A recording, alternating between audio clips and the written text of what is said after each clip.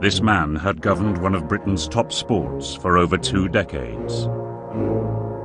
He had attracted millions of pounds in sponsorship and led Britain to world domination. But by 1993, times were changing. He had done a wonderful job. It was time to go, but he wouldn't go. He's a bit of a vindictive man. And I know, mate, because nobody knows him better than me. Develop something for 20 years and then just give it away like that. I could see my officials allowing me to do that. Oh, dear me. Just give it to them, yeah. As Ollie Croft clung to power, the game he loved split in two, setting player against player, and plunging them all into one of the most poisonous civil wars in the history of British sport.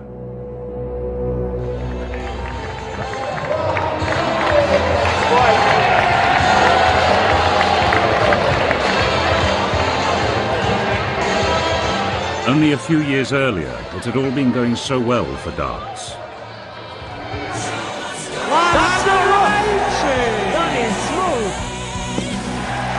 The game had created some of the most unlikely of superstars.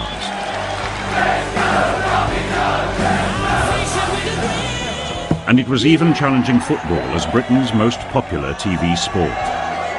With darts, it's 1 against 1. All these 11 men chasing around, that's fine, if you're a fanatic man. But this is the classic confrontation. This is the guy with the spear against the guy with the sword, and who's better? Someone has to be better. Bullseye to go out in style and take the open. Yes! That's the right goal! Yes! It's there! Yes! Jackie Wilson! They are both drained. The emotion comes after. The heroes of this British pub game were sporting titans recognised all over the world and fully expecting an Olympic future. Eric Bristow! He's come good. He likes the odd pint in the odd bag. He's the star. But all this was only possible because 20 years earlier, a young Ollie Croft had noticed something extraordinary happening in his local pub in Muswell Hill.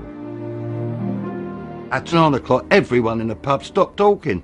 They all come round the dartboard and watched. I thought, well, all of a sudden, I thought, well, there's something in this. Everyone in the pub come round and watched a dart match. From that moment on, Ollie and his wife Lorna dedicated their lives to turning a pub game into a major amateur sport through the British Darts Organisation.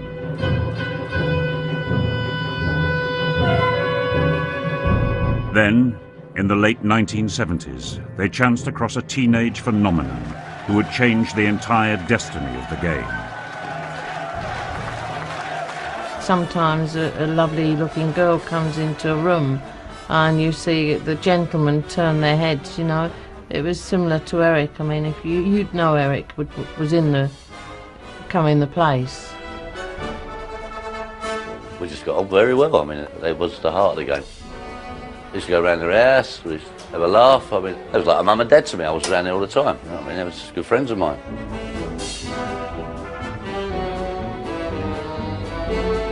He was a natural, wasn't he? Yeah, he was just a natural good dart player. He was very arrogant.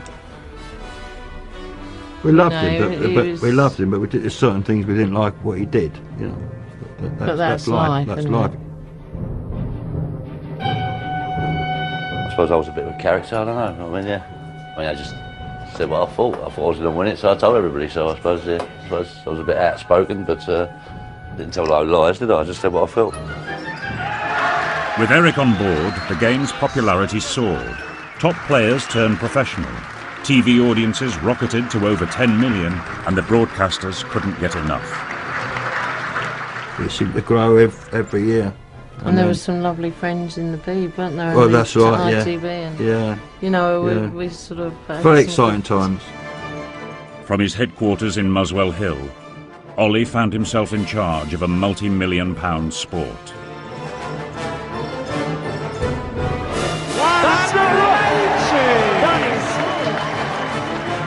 Darts fever gripped the nation. Manufacturers couldn't produce boards fast enough. And sponsors were queuing up to pour money into the game. After long years spent training in local pubs, dart players were now professional sportsmen, earning big money and living like stars. I didn't believe I'm coming back again, see? I'm only here once, and I'll have a good time. Whether I've done right or wrong, we'll find out later on in life, I suppose, I don't know. But at the very moment the sport of darts was toasting its success, it was also unwittingly sowing the seeds of its own destruction. How many pints would you have during a fairly tense game? Well, it depends. 5 or 6 pints or later. I mean, even when you're on the television? Yeah. How can you see the board? It's a funny old game. It's a funny old game. Suddenly, the press was full of lurid tales about darts players' drinking habits. It all seemed so unfair. You can't play darts and be drunk. Or if you go over the top and drink, and you cannot play darts properly. I mean, let's face it, the press will pick on anything anyway. Yeah. OK then, if people do drink a lot of beer, maybe some people do get beer bellies, some people don't. But you'll find, as far as the dart players are concerned, they do eat a lot, because they've got to eat. They take a lot out of themselves, especially in competitive darts. They need to have a meal and have a drink afterwards, same as what you would do if he's playing rugby. Out of the waist.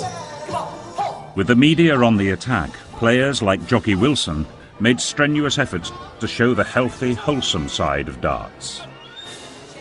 Another 6-9 months I could probably got rid of my pot belly. But that's bloody knackered me. But they were fighting a losing battle. Broadcasters were soon threatening to take the game off their squeaky clean TV channels. As the crisis deepened, Ollie received an offer of help from one of Britain's top sports PR men. Marcus Robertson had a passion for darts and thought he could bring journalists back on side. We felt very strongly that the game needed direction on its image, and we were very, very keen to do that for Ollie. Marcus prepared a plan that would relieve Ollie of his PR burden. But Ollie and Lorna smelt a rat. When we went and presented, they were extremely disinterested and almost hostile to it, and I think felt that we were looking to take over the game in some way, which was a long, long way from the truth. Marcus, I would... It's not respected, is it? No, I wouldn't... It would get on people's nerves a lot. Marcus was politely shown the door. Ollie and Lorna mistakenly thought it was the last they would see of him. He was a different class of person to us. The dart people are very down-to-earth people, aren't they, Ollie? Yeah. They need down-to-earth people to deal with. Are you with me? Ollie was always very, very suspicious of anything that would possibly mean losing a little bit of control over the entire product. Ollie was sure he could handle a few negative headlines without Marcus. But he and Lorna were to prove helpless in the face of the media attack, before which all other attacks would pale into insignificance. Game on. So it's Fat Belly to go first. And it's a good start. Double vodka. Single pint.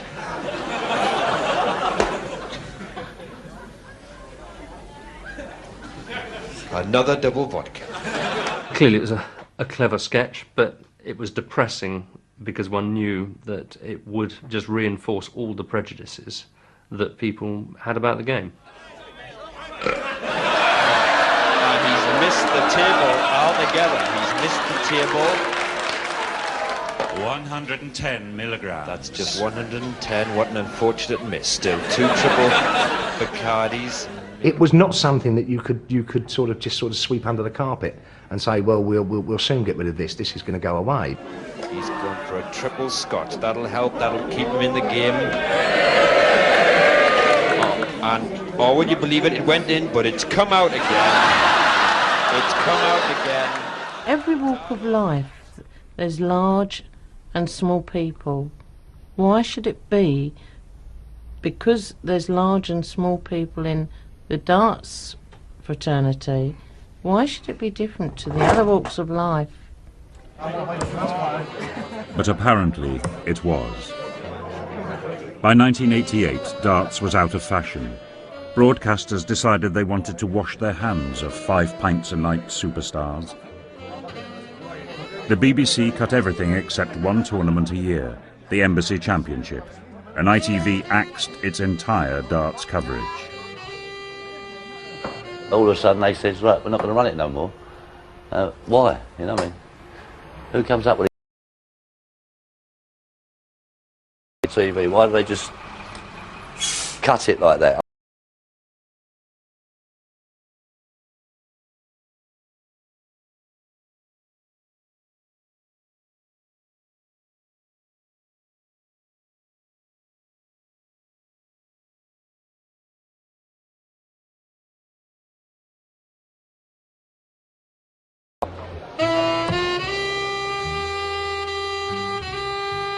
For players who had given up promising careers to turn professional, the long, wild dance of darts was over.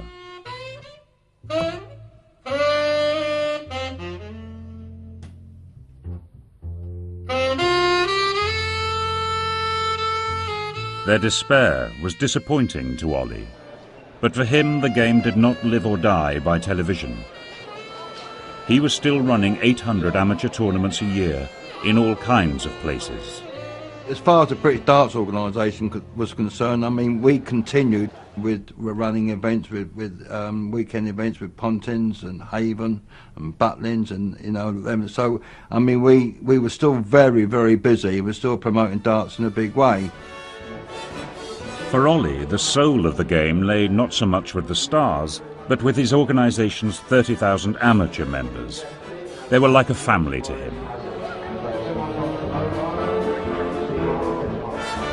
Darts is full of so many nice people though. Yeah, they are. You get, they really appreciate it. It's surprising really when you run a tournament and oh, fantastic, a lovely time. We lost the first round, but I've had a lovely time, you know. Being part of a family, however, wasn't good enough for the top professionals. Mike Gregory. With no sign of a TV revival, they were scratching out a living in pub competitions. Oh, it was terrible at the time. You didn't know where you was coming and going, where the next penny was going to come from, whether you're in tournaments, out tournaments. By 1993, Mike Gregory and the other professionals had spent 5 years in the shadows. Ollie, they decided, had not done enough to get darts back on the box. Top 32 players in the world sat around a table and we said to Ollie Croft, can you guarantee us more than one tournament a year on TV? And he said no. We said, okay. Would you mind if we run our own tournaments on TV? Because not only just the players managers, the dart manufacturers, everybody who do with darts was getting a bit worried. So that's who we was representing. And they said, yes, we do mind if you run your own tournaments on TV.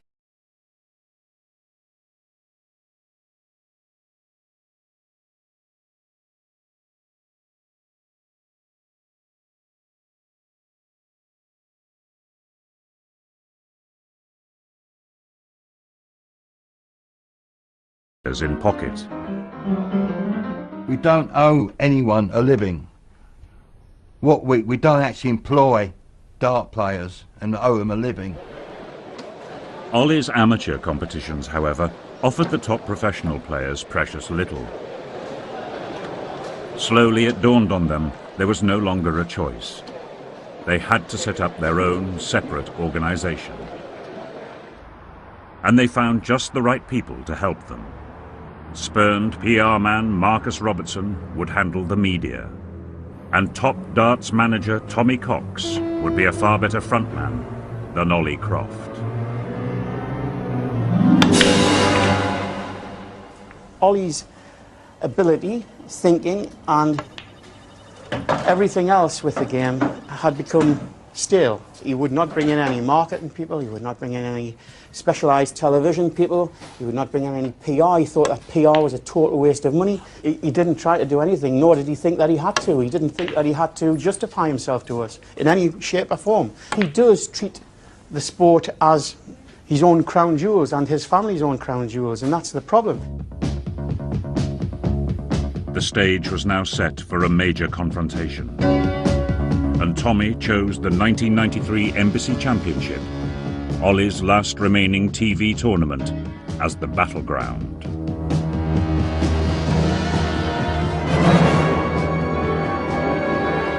We were looking to show the BBC in particular, and television in general, that there was another organisation there which had the support of most of the professionals, the top professionals, and this was the only showcase we had. Tommy's top players arrived at the tournament, their hearts emblazoned on their sleeves. Their new organisation, the WDC, or World Darts Council, needed to get noticed. And if they stole the British darts organisation's limelight, so much the better. We were very optimistic. And every single previous world champion would be wearing a WDC badge rather than a BDO badge. Didn't think they'd have that cheek to do it. Honestly, didn't think they'd have that cheek to do it.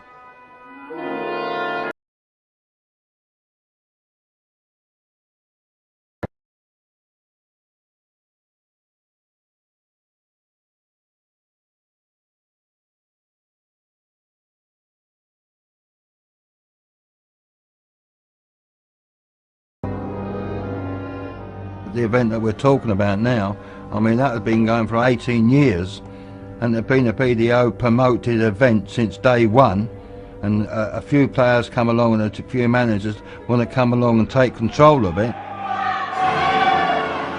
Well, I mean, it automatically you wouldn't allow that.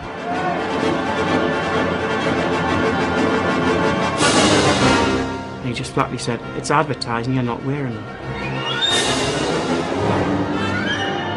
I turned on my heel, I said, "You will never ever do this again to us, Ollie, never again," and walked out. Ollie had won the first leg. The WDC would get no television publicity at all, and the debadged Eric turned to fury because he knew what exactly was happening, and he knew that they were laughing up the sleeves at us. You can't tell Ollie anything, mate. He wants to bat the ball and everything. It's his. Darts is his game. You're just an individual. Don't worry about you. You could drop down dead tomorrow. That's the way I look at it. Darts will carry on. Us 32 players, we're just dart players. Don't worry about you. Sod you. That was his attitude. Sad, isn't it?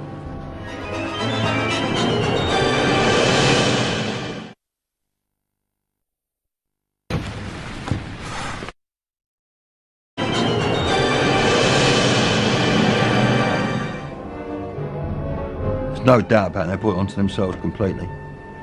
No doubt about it at all. Ollie thought he had seen off the WDC. In fact, he had fueled their resentment. The humiliated players were now ready to take the dispute much further. To them, it wasn't just about badges. It was about the destiny of darts. Marcus's PR machine now struck back, with a press conference at the Rose and Thistle in Frimley. There, Britain's top players held a gun to Ollie's head.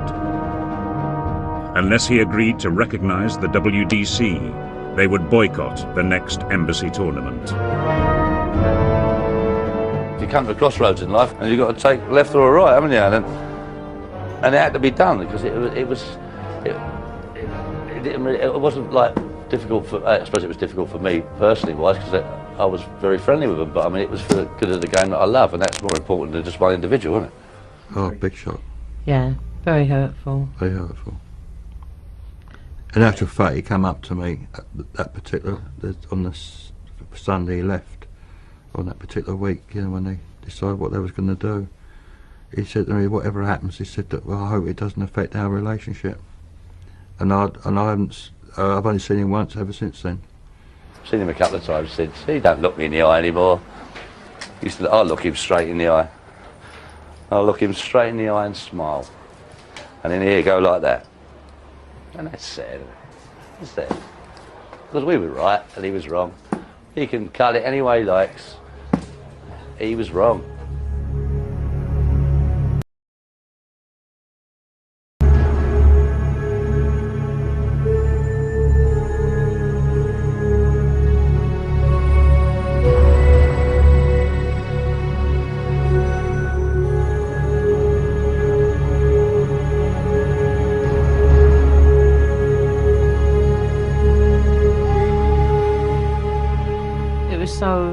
So unjust and so unfair.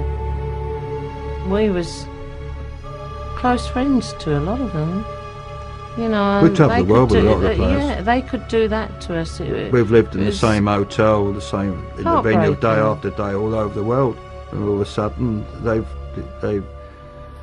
And I thought, well, Ollie's given his life to them. If they were heartbroken, then suggest that they were being very naive if they thought they could just throw things one way and expect nothing to come back. There was no stopping the WDC now. Tommy had struck a deal to produce their first tournament for a local TV company. Top car manufacturer Lada agreed to sponsor it, and players were back on screen, if only in East Anglia. It was good because we all stuck together and we all done things we would never have done, which like officials would have done. But you got dart players doing it and making sure it was done right. I won 2 events out of 4. They were quite good. I really enjoyed them actually. I wouldn't give them titles away if anybody asked me, even though it's Lada. You know what I mean? What they say about Lada is just not true, by the way. We had a great sense of achievement when it was finished, and we proved beyond doubt that we could put a tournament on. Tommy thought he had Ollie over a barrel. His players were still threatening to boycott the next Embassy Championship. Surely Ollie would want to do a deal. Remember that we had every world champion from 1973 to the present standing there foursquare with us, so that it seemed inconceivable that the tournament could go out without these players being in it. Sure enough, an invitation from the BDO arrived. Tommy and our man Marcus decided that with a smart presentation they could win over the delegates. They would argue that 2 organisations were better than 1.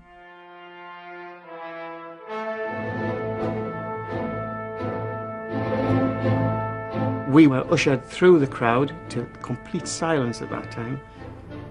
And it was quite a big room and possibly 100 odd people in there.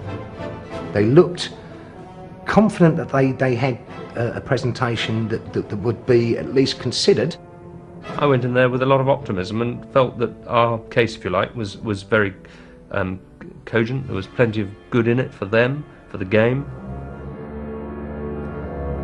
As the meeting began, it seemed that Ollie was taking a back seat.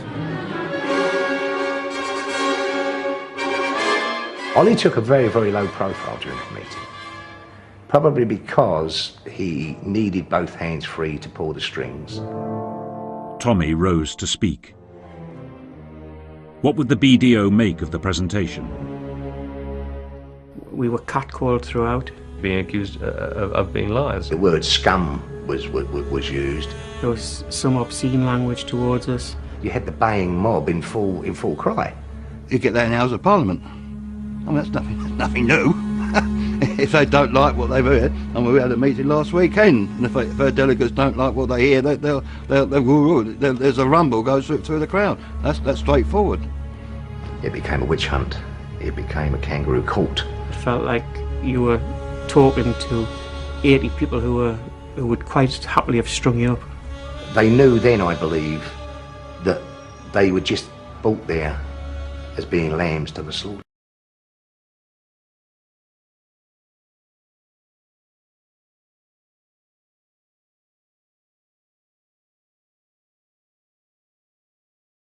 WDC and its players. You know, I don't know what he's on about. I mean, I just saw a pig fly past the window. Ollie's fingerprints are all over everything that the BDO does. Nobody does anything without Ollie's consent.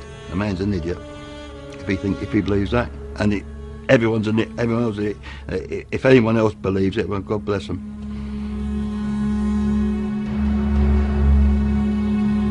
Yeah, they left. And the meeting sort of continued, but very, very much in a vein that we sent them away with their tails between their legs. The delegates voted to ban Tommy and his star players from every darts competition in Britain. The most famous names in the history of the game were now outcasts.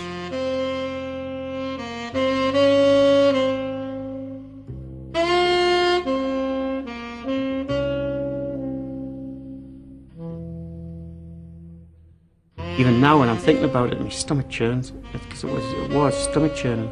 The whole thing, the word ban became the most used word in the darts dictionary. It was an awful, awful period. I hope never to go through anything like that again in my lifetime.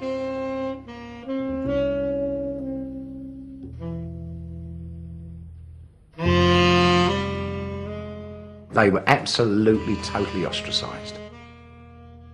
Long-standing friendships over years and years and years were strained.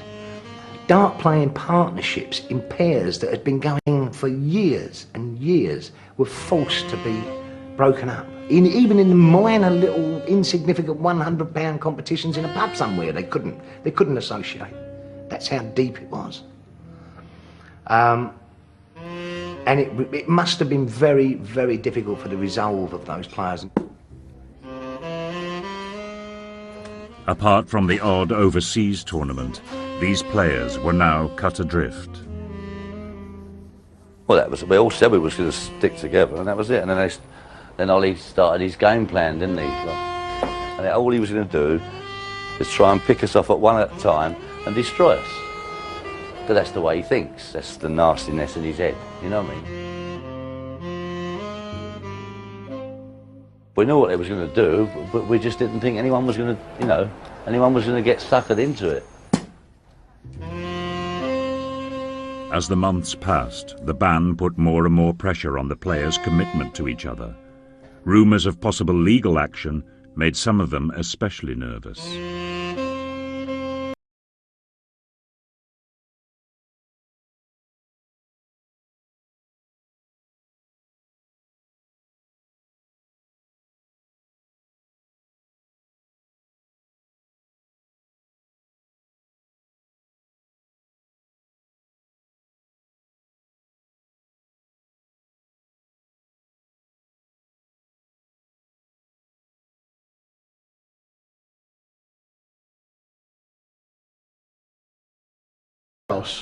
What I was going to do. Then when they had to be told, they were told.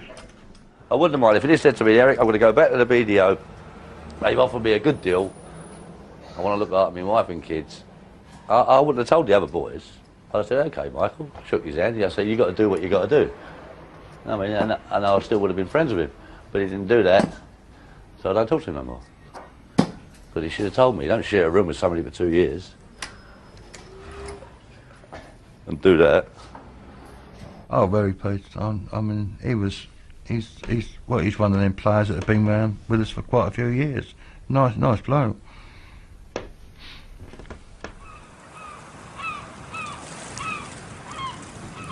By the time of Mike Gregory's defection, Tommy already had a new and potentially more devastating crisis on his hands. The darting nations of the world had gathered at the Las Vegas tournament for a World Federation meeting, and a terrible thought had occurred to Tommy. Just suppose Ollie Croft were to use his influence to extend the ban on players across the entire face of the earth.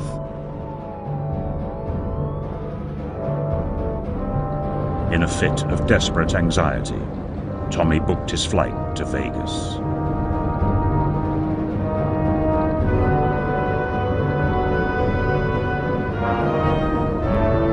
I think maybe at that time Ollie did think that he would prevent the players from going to the Swedish Open, to the German Open, to the Belgian Open, to the Australian Open, and to the North American.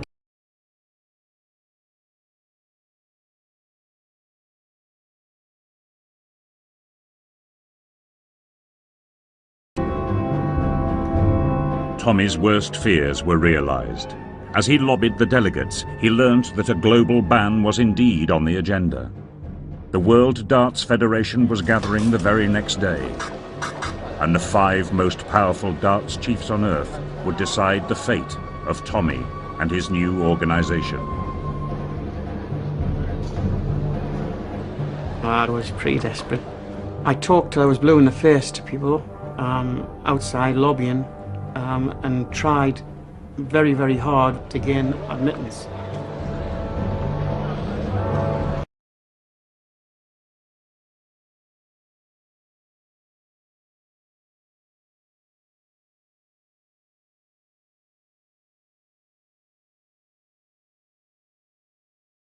Ollie Croft. And he is as powerful, if not more so, on the World Darts Federation than he is on the British Darts Organisation. Do you honestly think that the World Darts Federation containing Ollie Croft as the General Secretary is going to turn round to England containing Ollie Croft as the General Secretary and say, Ollie, you made a mistake? Never. Never. Never happened. If he couldn't get into the meeting to stop the ban, the choices for Tommy would be stark. He could concede all to Ollie, or he could unleash a force that would sentence the game he loved to years in the doldrums. Litigation. At this crucial moment, on the horns of an agonizing dilemma, there appeared to Tommy a vision which would guide his next move and the future of the entire sport. Lorna just appeared like a bat out of hell, as they say, and she was livid. You could see in her face, she was livid. I went up and I asked him what he was doing there. I said, you're not wanted by people. Why are you here? Just leave us alone. It was words like that, as short and sharp as that. Loud, with, you know, the hurt and frustration. She actually said, what the fucking hell are you scumbags doing here? I would never have dreamt of swearing at that stage, because I would have been lowering myself to their standard. Right. She would never swear. Okay, well, if she says that, it must be right then. And I think I did cry after, you know, because it was I'd let off steam, yeah. It was a shock that I could do it, but I didn't. And that's how much I must have felt. And that was as near as we got to addressing the meeting.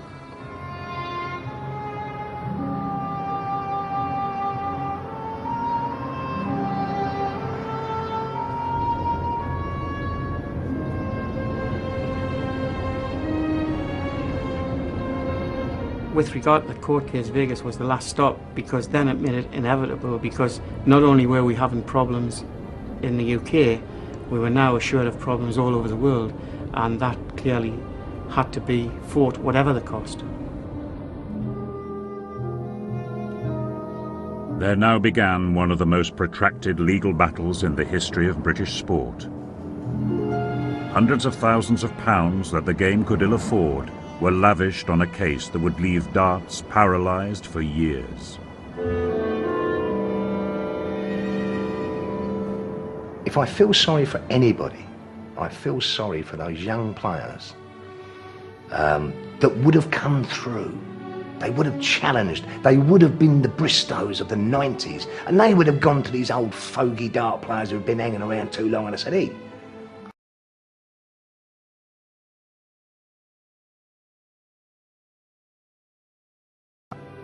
and they can never get that back. And as the lawyers locked horns, the world's top stars looked on and watched their best years drain away.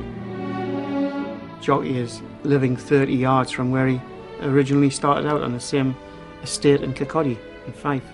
He's never thrown a dart for 3 years, certainly. He's still a world-renowned face, as you can imagine, but I have to say he's never been out of the house, and he's never been off his housing scheme, as he calls it up there. He's never been off there in 2 years. Even the game's undisputed superstar didn't escape unscathed.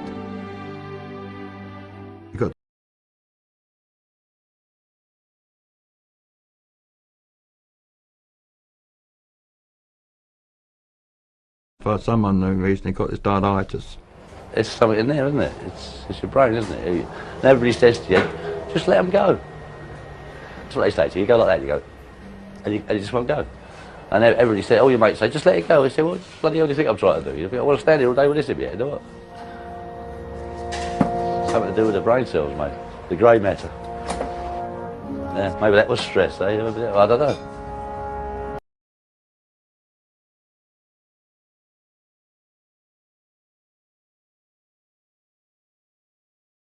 Left the reputation of the game in tatters, lawyers advised the two sides to settle. Tommy agreed not to call his organisation a world body, and Ollie lifted the ban on players. To be perfectly honest, I don't think either side ever construed it as being a victory. And if they had done so, it would have been a very, very hollow victory indeed.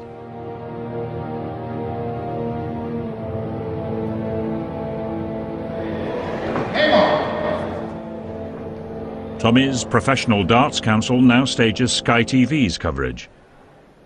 And Eric Bristow has recovered from dartitis. 170! But the game still echoes with suspicion and mistrust. There are still a lot of deep, deep wounds there, which I felt personally. Through bloody-mindedness, or whatever you like to call it, they've cost the darts in general, a lot of money. Until such time as Ollie moves aside or moves on altogether, there will never be complete harmony, because he will always have that feeling that darts belongs to him. In a way, you feel it's your baby, you know. You know, you sort of been there for so long and all that. But the day I can't do it, then obviously I'll throw the towel in. But at the moment, I feel as though I've got a lot to offer.